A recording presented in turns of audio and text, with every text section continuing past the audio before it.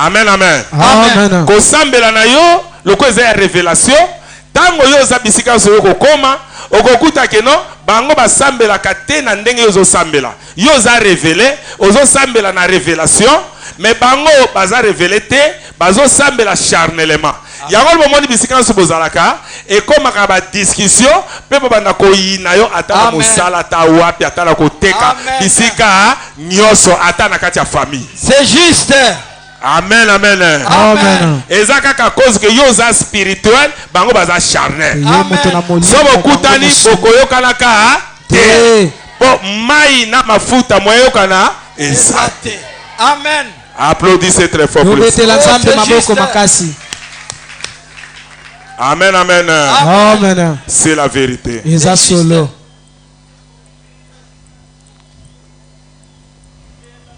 Amen, amen. Amen. Le prophète dit que la jalousie crée des divisions et la séparation.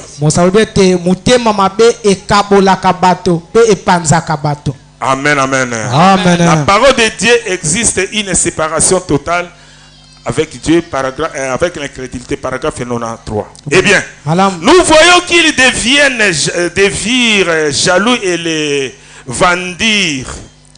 Pourquoi? Les gens font la même chose aujourd'hui. En réalité, ils disent qu'ils étaient. C'était à cause de la jalousie. Ils n'avaient pas d'intention de se diviser. La raison en est que leur qualité n'était pas la sienne. Et pour cette raison, ils étaient jaloux. En effet, ils étaient des pièces de 100 et lui une pièce de $.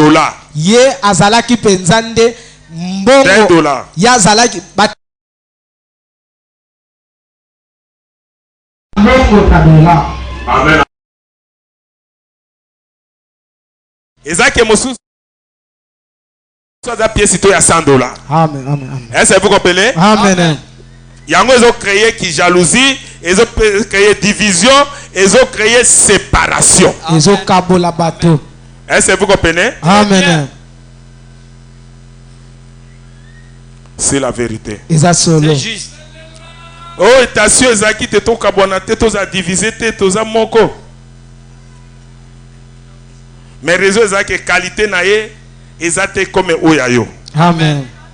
Nyango na tina nango wana qui jalousie koti pe esalete bokabwana. Amen, amen. Amen. C'est ça. C'est ce que la parole de Dieu dit. Est-ce que vous comprenez? Très bien. De telles bêtises séparant les gens. De telles bêtises séparant les gens. Cela montre que c'est la jalousie. Ça vient de Satan. Cela n'est pas de Dieu. Entre les deux tendances, Dieu n'est ni dans l'une ni dans l'autre. Mais il appelle de ces deux tendances. Il appelle dans ces deux tendances. Amen, amen. Sortez du milieu d'eux et séparez-vous du Dieu. Et je vous accueillerai. Que Dieu vous bénisse. Amen, amen. Amen. Ozokuta ke bato ba église baza divisé. Boyo baza boye, bo baza boye, bo na tendance musu bo na tendance musu. Amen, amen. Na kati na division wana nga moyo subi bale nzambe azate. Amen, amen. Amen. Mais nzambe aza na kati kati. Nde azobenga na bangambo nyonso tu. Est-ce que vous comprenez? Amen. Au moins na ba tendance na bango kuna biso tozate. Na tendance à côté biso tozate. La commission est au milieu. Et pe awa biso tozana ki jalousie te tozobenga bangambo nyonso tu mibale. Amen, amen. Amen. Baya kondima message, baya ko croire na message réellement ya prophète Branham. Amen, amen. Amen. Où ils ont des signes, des prodiges, des confirmations, colonne de feu, l'ange du Seigneur et les hommes envoyés de Dieu. Amen. Est-ce que vous comprenez? Très Amen. bien. C'est ça. Isa bongo. Amen, amen. Amen. C'est la vérité. Isa solo.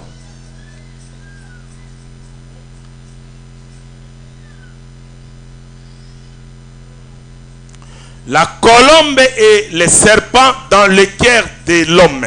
Ebengana nyoka kati na mutema ya moto. Amen, amen. Amen. C'est la vérité. Demain futur, paragraphe 89. Fandelo na libela tia mosakoli. Tene muke. Je veux prendre ce tableau juste un instant. Nazo zona no tableau na mango ngamoke. Frère Branham fait des dessins et tableaux. Frère Branham a sali dense wana pe atie motema atie koto ebenga koto kuna tie serpent. Écoutez, Boyoka. maintenant, Sikoyo ici, awa il y a un cœur humain. eza motema na moto. Maintenant, Sikoyo. je ne suis pas, je suis bien loin d'être un artiste. Amen, amen. Amen. Toko dessiner boye.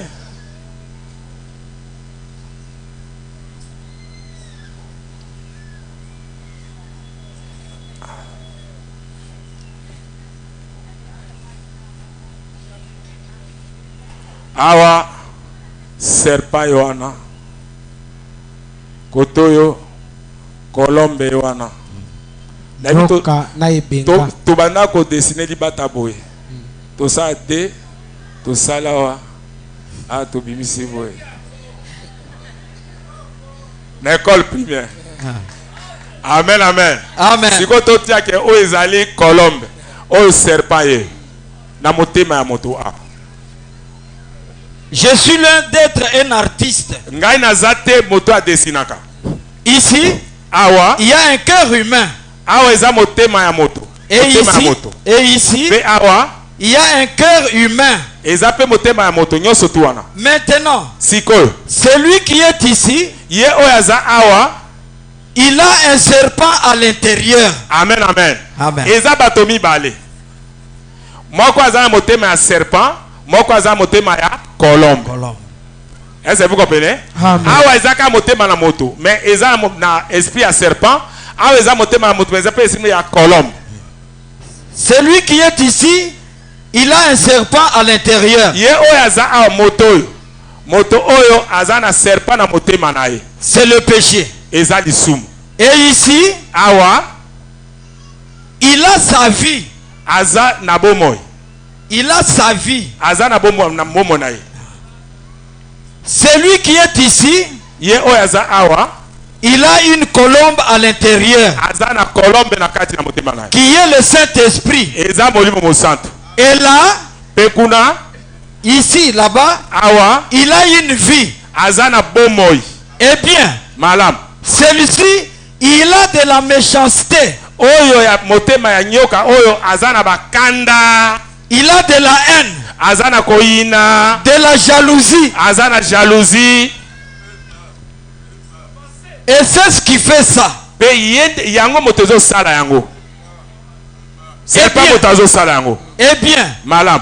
celui qui est là-bas, Oyo aza awa il a de l'amour, aza na bolingo. de la joie, Aza na esengo.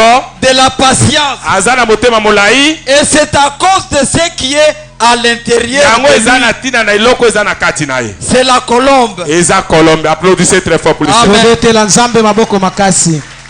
Amen, amen. Amen. Au moins que deux personnes wana, c'est-à-dire eloko ezomema ki jalousie, haine, baquerelle, tout wana otoki kotanga na Bible, ezande serpent. Nyoka. Amen, amen. Amen. Serpent wana eza esprit ya Caïn. Nyoka neza molimo ya Kaina. Est-ce que vous comprenez? Très Amen. bien. Puis c'est na Eden. Au moins Jean-Baptiste est en baptisé bateau. Amen, amen. Tant bateau bazo pena baptiser ko baptiser bango abi. Eh libota na nyoka. Qui vous a appris à fuir la colère à venir? Nana Yesu binobo kima kando za koya. Amen, amen. Amen. Libota na nyoka wana baleki ya Kaina bango moto na kati na bango eza motema na ye na kati eza na serpent. Aza na sema mabe. C'est ça. Ya wana sema mabe wana ekoboproduit kaka koyina, kotonga, kofinga, motema mabe. Amen. Tout. Est-ce que vous comprenez? Très Amen. bien. Tango biloko wana ezakati na yo. Soko za mwana nzambe ekolongwa. Amen. Mais soko za mwana nzambe te elongwa te. Po yo zande semence mabe. Momboto mabe. Est-ce que vous comprenez? Très bien. Amen. Oza semence mabe. Yango no zomona ke no, yo ko komitala yo moko. Okoyeba eloko yo zali. Soko mitali yo moko koyeba eloko yo zali. Kaka na vie o d'après ndenge nazo expliquer bo. Amen. Mais oyo aza na Colombe, aza semence na Nzambe, ye azaka na bolingo, Amen. patience. Amen, amen. Amen. 9 fruits de l'esprit en tout zakati. Azana bambuma libwa ya molimo. Amen, amen. Amen. Oko sale mabebo momona ke alimbisi yo mais azo continuer ko vivre na yo. O sale mabe so bo sololi alimbisi yo. C'est ça. E bozo continuer ko solola. Amen. Mais o mosusu soki boye bo sololi alimbisa kana monoko. Mais na motema atike na problème na yo. Amen. C'est ça. Atike ka zoino, atike ka kotonga yo. Eloko esalibi wa ka apparence moko boye. Amen. Mais na kati na ye aza jaloux. C'est ça. Za mutema mabe. Amen, amen. Amen. Yango na yomoko mitala, est-ce que oza côté ya motema eza na serpent ou bien oza côté ya motema o eza na colombe? Applaudissez très fort pour le Seigneur. Tobetela nzambe Amen. maboko makasi. Pomo sako alobi, parole Dieu lobi ke non. Mama kambo ezo sema na moto aza motema na nyoka akofini kaka na enfer. Faire. Suka suka eka lifelo. Amen, amen. Amen. On finit qu'en enfer. Akoke lifelo. Beaucoup na likolo eza kaka amour. Kuna ki jalousie eza te. Kuna mutema mabe zate. Koyina eza te. Amen, amen. Amen. Mais bambuma wana etondi kati na yo euti wapi? Wapi.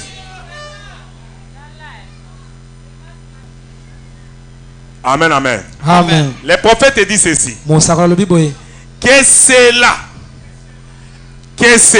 Motema wana ya ne nyoka soit pas trouvé parmi nous. ezala te Amen. kati na biso. Amen. Mais que la bonne parole trouve une bonne terre. Tika Amen. ete maloba ya malamu ezwa mabele kitoko. Amen. Liloba na nzambe tozotema ya solo ezwa mabele ya ki Kitoko. makambo wana oyo ya motema ya kinyoka eza kati na biso awa Te. tika te liloba na nzambe oyo nazoteya ezwa mabele ya Amalamu. Applaudissez très fort pour le Seigneur. Tobetela nzambe maboko. Écoutez les prophètes. Boyoka mosakoli. Jéhovah Jireh 2 paragraphe 4. Sois un peu rapide. Et nous savons que chaque semence ou promesse de Dieu se reproduira selon son espèce. nayebi ete momboto nyonso tu to mpe bilaka nyonso tu ya nzambe yango ekobota kokokana na basemence yango ezali Selon ce qui a été promis. kokokana yango ekobota kokokana eloko oyo elakemelamaki yango. Si elle touche la bonne terre, soki ezwi mabele ya malamu la terre qui a été préparée mabele oyo ebongisami et qui est prête, mpe eza pene mpo eyamba ngo.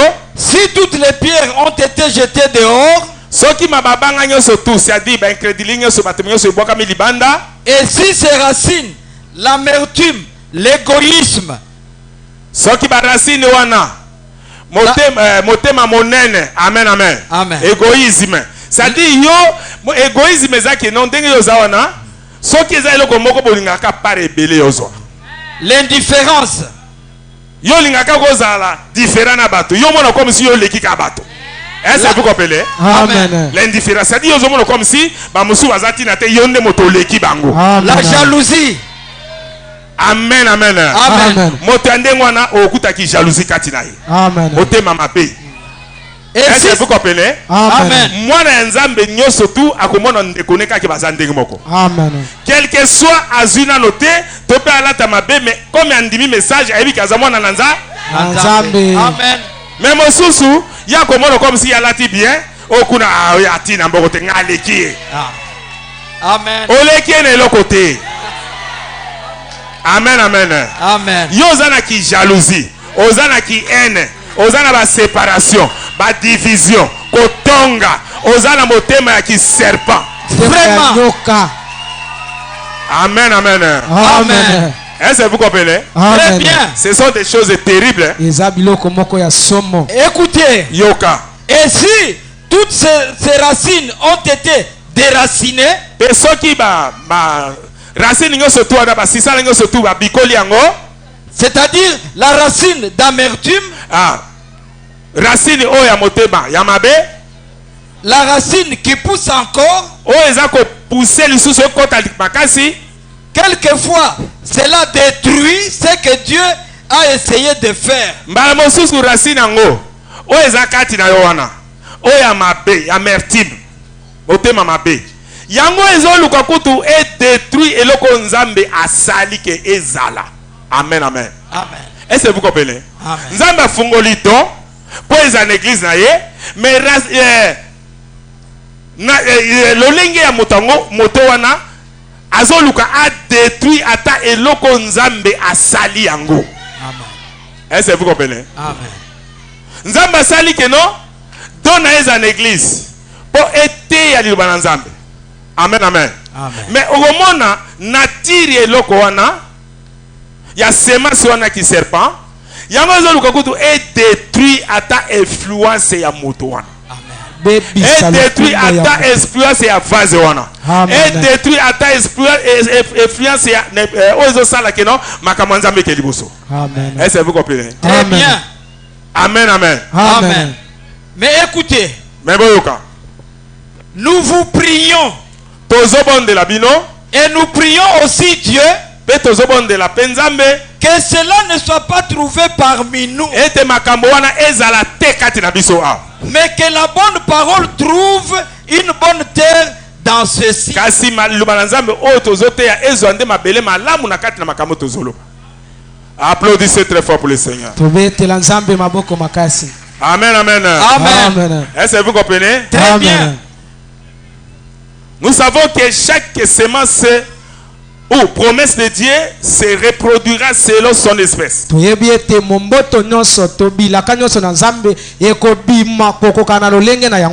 ce qui a été promis. Si elle a touché là, la bonne terre, la terre qui a été préparée, qui était prête, si toutes les pierres ont été rejetées dehors, et si ces racines d'amertume,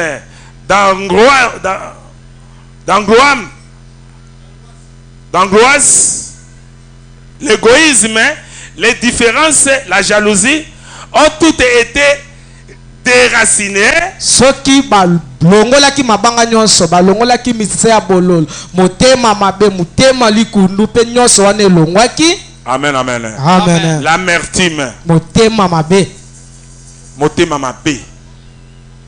Amen, amen. Amen. Ezo uta na motema oyo eza na serpent. Amen. Motema oyo eza na semence du serpent. Amen. L'égoïsme, mopimi. amen, amen. Amen. Yo linga kaka yondo za nango ba mususu te. Est-ce que vous comprenez? Amen. So ba pesi moto moko eloko boye, omona ba mususu pe égoïsme ezandenge. Batie biloko boye. 6 parties. Amen, amen. Boza 3. Mais ta bote biloko ezana 5 boye ka tozwa dédé. Mais omona ya servi no 3. Amen, amen. Siko 3 etikali bato atike mibale. Moso azwi moko ba katani wana. Eza égoïsme. Amen. Tema munene. Amen, amen. Amen. Ata so bazo kabola, baso mifuto bazo pesa fufu bazo kabela bato. Boza to 3. Ya ye o yanga botelinga moke ya bango ebele bonde. Motema munene. Amen. Donc c'est comme ça. Eza bongo. C'est ça. Biloko wana nyonso tu euti na serpent o azakati no. Nyoka. Est-ce que vous comprenez? Amen. Très bien. Les différences, l'indifférence, c'est yokoza comme si oleki ba mosusu. Tout wana eza motema eza na serpent na kati. Tema eza na nyoka na kati. Soko mboni motalo saka biloko ndengo yo moko litea oyo komo soka motema na eza na tema na eza na nyoka. Est-ce que vous comprenez? Amen. C'est cela. Eza bongo. Yango ne senge nyonso to eza déraciné. Kopikola yango nyonso.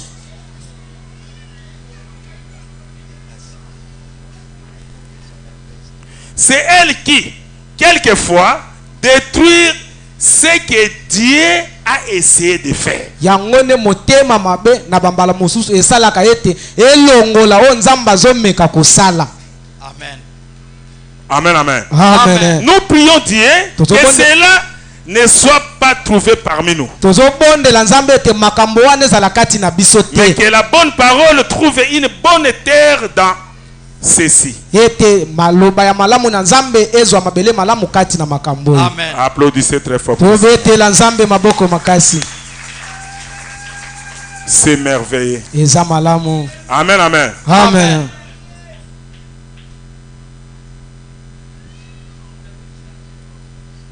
Le prophète dit ceci. Musakolo lobi boye. Amen, amen. Amen. La jalousie hein, Motema mabe suscite des comparaisons et des limitations charnelles. ebimisaka kowelana pe komekolana ya nzoto. Amen, amen. Amen. La comparaison. Kowelana oyo aleki nani aleki. Amen, amen. Amen. Yoko kemi komparaka na bato musani. Zala oyo zali. Amen. Amen, amen. Amen. Zala oyo zali. Ekotinda kutuke mutalati mo elamba ne boya bien. Oyo kokina oyo azanango. O eloko ni talaka sinenga alatiwana. Eloko ni alatiwana. Vraiment. Comparaison. Omone elamba na latiwana. Na yebi yango eza na kato. Vraiment. Eza 12,000. Oh. Okomona elamba ngoka oyo alati oyo pe alati mais ye ko bazoyo kana oyo azoba te oyo wana ya kato oyo ayonde ya bien. Comparaison. Kowelana. C'est ça. Amen, amen. Amen. Est-ce que vous comprenez? Très Amen. bien. Oh elamba ngo pe nzoto yango ne pe kokine elamba ngo te. Oyebi ke nzoto elamba ndenge eza na sopo za nzoto te atolati yango. Bota aloba atolati yango. Amen, amen. Amen. C'est terrible. Eza somo. Bongo alata te yo moto sombeli ye. Ya ye ki jalousie ya nini? Comparaison no ya nini? Osombelaka ye te, osalaka ye te, olesaka ye te, boyende kosambela comparaison ya nini? Amen. Amen, amen. Amen. Est-ce que vous comprenez? Amen. Toye awa pono keliko, Ikolo. comparaison ya. Ya nini? Beta lisusu. Applaudissez très fort pour le Seigneur. Tobetela nzambe maboko makasi. Écoutez les prophètes. Boyoka mosakoli. Dieu change-t-il de penser au sujet de sa parole? Zamba bongo la Paragraphe makanisi na 76. ye na tina na liloba na ye teni muke kotanga tuku motoba tuku sama motoba. Et Te maintenant, mosakoli. Pesiko. nous voyons que chaque fois que ces esprits naturels et spirituels des églises et des organisations se rencontrent, Tomoni ke tango nyonso ba esprit wana eza na ba église nyonso to ekutani, il y a toujours un conflit. eza tango nyonso na ba conflit na kati. Cela n'a jamais manqué d'être ainsi. Yango etikala te kozanga po ezala bongo. Il y a toujours un conflit. Conflit ezalaka kaka kozanga koyokana. En effet, Na bongo, on trouve qu'il y a là de la jalousie. okokuta ka jalousie eza na kati kaka bato bakute boza ebele boye. Moto moto alati na ndenge na ye. Moto moto azovive na ndenge na ye. Ali ya matembele oyo nzambe apesi ye yango wana. Amen. Ali ya soso oyo nzambe apesi ye yango wana. Amen. Comparaison ya nini? Amen, amen. Okokuta pe ke no oyo azoliema tembe tala santé. Vraiment. Okomi koyokela na santé na ekanda. Amen. Amen, amen. Applaudissez très fort pour le Seigneur. tobetela nzambe maboko makasi. Écoutez encore. Yoka lisusu. Cette jalousie suscite des comparaisons et des imitations. Jalousie on a suscité kaka ba comparaison. Ba imitation. Oza ko oluko ko imiter. Oza lokola e. Ya nini. Nabi ngande na zakabo. Amen, amen. Amen. Est-ce yo kutangai na TikTok, topé na Facebook, na Zolax église, topé na vai na Osaka ba c'est bon. Non, non. Amen. Mais ba mosusu plein. Akeko baptiser bato boye, Yewana. Amen. Azo tonga mwa ndako boye, Yewana. Amen. Azo lakisa akota na supermarché, Yewana bwaki yango. Okuta zane pe le lokote. Amen. Mais motazo tonga ndako etage avani nye. Amen. Azala mbongo avandi. Omona ka caméra boy abimisi $2500. Somba caméra. Est-ce la Bible yango? Tiens, comparaison ya nini? Applaudissez très fort. tobetela nzambe maboko makasi. Regardez. Tala. C'est du charnel. On les alliés charnel comme c'est comparaka. Et nous voyons qu'il en est aujourd'hui comme il en était alors. Yango ezozala lelo bongo ndenge zalaka kala na kayena ben. Lorsque Dieu fait quelque chose pour une personne, Soki nzamba sali motelo komoko bopona ye, tout le monde essaie de copier ce que Dieu a fait pour cette bato personne. mosu nyonso bazolingaka bakoma kwa ye na ndenge nini. Vous voyez? Amen, amen. Amen. Loko nzamba sali grâce boke amatisi Bernard apesa ma ba grade comme directeur. Siko yo lukoza kwa ye. Vraiment. Amen, amen. Amen. Comparaison ya Yanini. nzamba sale motoma quelque chose. Apesa libala na ya bien. Siko yo zo lukomi se comparer na nini. Zela oya yo. Amen. Applaudissez très fort pour le Seigneur. tobetela nzambe maboko makasi. Écoutez, Boyoka. vous voyez, Bozomona. cette attitude-là Attitude wana donne lieu à une compétition. ozo pesa lié moko pona compétition moko boko sangana moko boye. Cela devient charnel. Yango komi eloko moko charnel. Et alors, Sangisa bato mwa nombe moko bobo tonga kaye. Et comme eloko moko charnel. Ezate bito toya tozo sambela. Amen, amen. Amen. Compétition moko boye. Moi 2-3 personnes bokomi ko. Ozaki yomo bokomi bale. Bokomi sa bokomi ne. Bokomi ko tonga moto wana. Compétition charnel. Amen.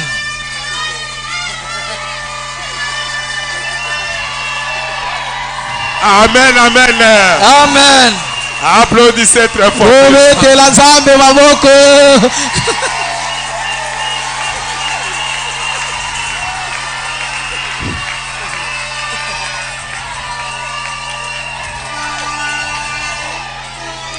Est-ce que vous comprenez? Amen.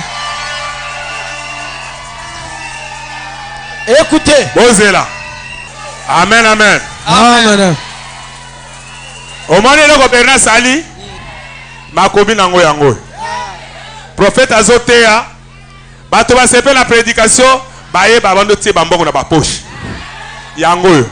Amen. Mais tant que to tanga ezate. Toké. Pour qu'à la tête aussi ça fait déjà.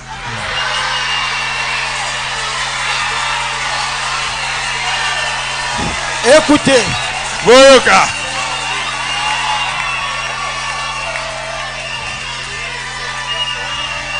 Et alors, Pena bongo. s'il n'arrive pas dans l'autre cas à obtenir des résultats spirituels, Soki ekomi ke na ngambo wana bakomi kozwa résultat spirituel te à ce moment-là, na tango wana ils obtiennent cela par la puissance politique. okomona baboko bakomi kosa politique moko boye pona likambo oyo bango bazomona kezo sala oyo bango esala bakomi kosala ma politique moko na kati ou prennent un substitut pour semer la confusion dans les esprits des gens. Pe okomona bakozwa mwa eloko moko eza yango te. Amen amen. Eloko moko bo eza yango te. Bakomi kotia yango na makanisa omoni ndezana eza magie. Omoni ndenge zana passer wana ndenge za wana tala azaka boy. Tala omoni tapis rouge wana eza bakomi kozwa mwa sibititi moko boye bazo tia na ba mutu ya bato. Et tout cela Penyo sotu wana pour attirer des disciples derrière eux. eza po babenda bato abakende nsima na bango. Amen. Mais awa ndenge boye wana l'ange du Seigneur motamemi bino. Moto ata moko te akolongolo akende. Amen. Amen amen. Amen. Ndenge boye wana moto akozwa yo te. Azate. D'ailleurs akokoka pete po yo moto asimbi oza l'ange du Seigneur. Amen. Amen. C'est exactement ce qui s'est passé tout au début. Comme Caïn et Abel, les deux garçons ici cités, et lorsqu'Abel offrit à Dieu un sacrifice plus que celui de Caïn, Dieu le justifia en descendant. Et en agréant son sacrifice. Et Azako gré toujours sacrifice à Abel. C'est Abel, ma descendance c'est Abel, ils surtout et ils ont agréé. Amen, amen. Ils sont aux na descendance c'est religion ya Abel. Ils sont bakitani ya losambo ya Abel. Yanga bozomo la confirmation ya Nzamba zo confirmer biso ndenge abandaki na Abel tilelo. Amen. Amen, amen. Amen. Colonne de feu, colonne de fumée, l'ange du Seigneur. Guérison, miracle, c'est ça. Applaudissez très fort pour le Seigneur. Et cela suscita de la jalousie en Caïn. Comme ils sont jaloux de leur frère. Et il le tua. Applaudissez très fort pour le Seigneur. Amen, amen. Amen. C'est la vérité. C'est juste. Merci Seigneur Jésus. Tu es merveilleux. C'est merveilleux.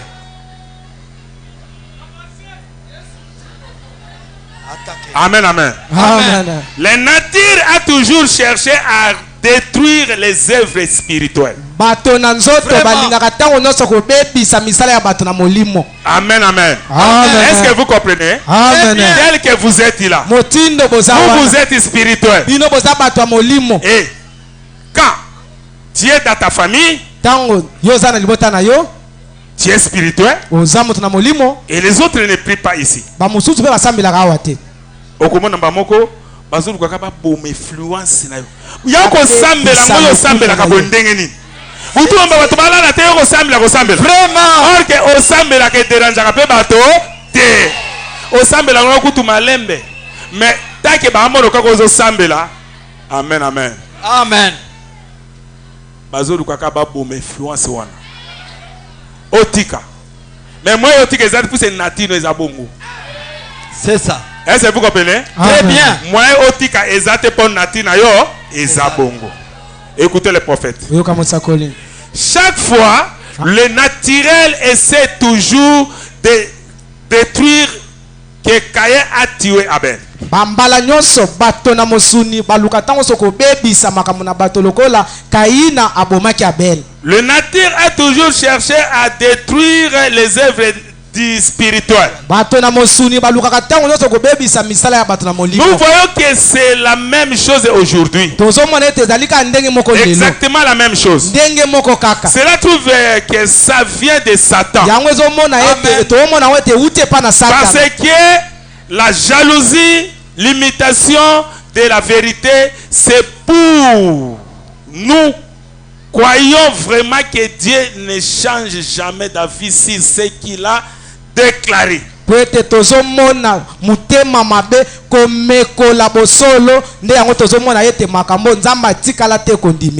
Amen, amen. Amen. Il dit toujours cela pour vrai. Azoloba bongo kaka po ezala malamu. Amen, amen. Amen. Applaudissez très fort pour ça. Tobetela nzambe maboko. Dernière situation. Litangi ya suka. Amen, amen. Amen. Dernière situation. Litangi ya suka. Écoutez. Boyoka. Quand la colère et la jalousie de l'Éternel s'enflammera contre ces gens, Tango kanda. Motema mabe. O nzamba kotelemela yango. amen, amen. Amen. Botika basala nyoso to. Mais tango nzambe na kanda na ye akose flamme kotelemela makambo wana. Amen. Bino bato boza siko na mabo comme les sengo, bato les sengo ba comme mawa. Amen. C'est ça. Parce que quand les kama koma lobino lelo eza moko na bango. Basala nyoso memo ko na nzambe eza Ezali.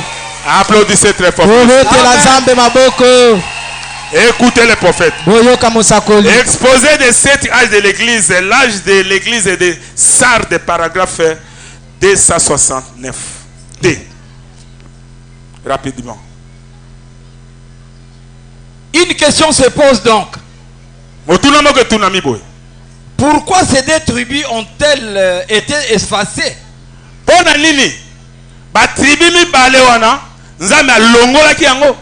La réponse se trouve dans Deutéronome 29. Réponse est dans Deutéronome 29. 16 jusqu'au 20. Ok. Vous savez de quelle manière nous avons habité dans le pays d'Égypte? Comment nous avons passé au milieu des nations que vous avez traversées?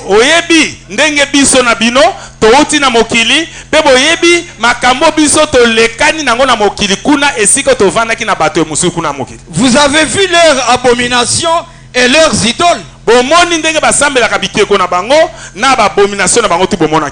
bois et la pierre.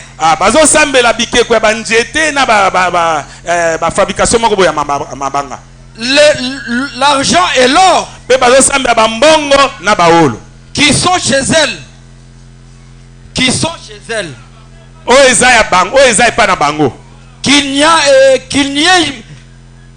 n'y ait parmi vous ni homme, ni femme, ni famille, ni tribu dont les cœurs se tournent aujourd'hui de l'Éternel.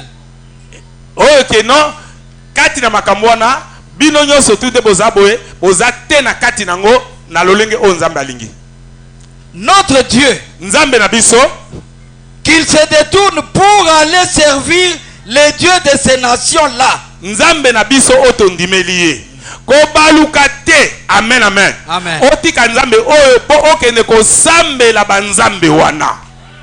Qu'il n'y ait point parmi vous des racines qui produisent du poison et de l'absinthe. Na nature moko boye oyo kokozwa poison opesa ndeko na yo pe o produire eloko moko ya mabe contre. Que personne moto ata moko te asalango après avoir entendu les paroles de cette alliance, simana bino koyoka liloba ya alliance o nzamba sai na ngande na zote ya bino, une alliance contractée avec serment, ezali alliance oyo endimisamaki na serment na lapaki yango, ne se glorifie pas dans son cœur et ne dise pe ko se glorifier te na motema na yo na eloko moko o eza yango te. J'aurai la paix. Zala na kimia. Que personne ne dise j'aurai la paix. Moto moko te aloba. Quand même je suivrai le penchant de mon cœur. Après avoir attendu les paroles de cette alliance contractée avec serment, motomoko te asala makambo sima koyoka boyoka ni oyo moto oyo nga na sala ngola pa. Ne se glorifie dans son cœur et ne dise amikumisa na motema na yepa loba j'aurai la paix. Akuzwa kimia. Quand même je suivrai les passions de mon cœur. Nakuzwa kimia ata sona landi mabanzo motema na ngai. Et que j'ajouterai d'ivresse à sa foi, à sa soif. pe nakobakisa mwa milangu wana baposa na ngai. L'Éternel ne voudra point lui pardonner. Yahweh Amen. akolimbisa ye ata mokolo te. Est-ce que vous comprenez? Amen. So tiki nzambe oyo olango eloko moko boye koteli yo po okende kuna esika mosusu koma koyeba ke eloko oyo osali wa nzambe akopardonne yo te. akobeta yo. Amen. Est-ce que vous comprenez? Très Amen. bien. Au moins d'abet illicite. Ah. Au moins d'abet illicite. Et que j'ajouterai l'ivresse à la soif. L'Éternel ne voudra point lui pardonner. Onabakisa mwa milangu likolo na baposa na ngai. Yahweh akolimbisa yo te. Mais alors, la colère et la jalousie de l'Éternel s'enflammera contre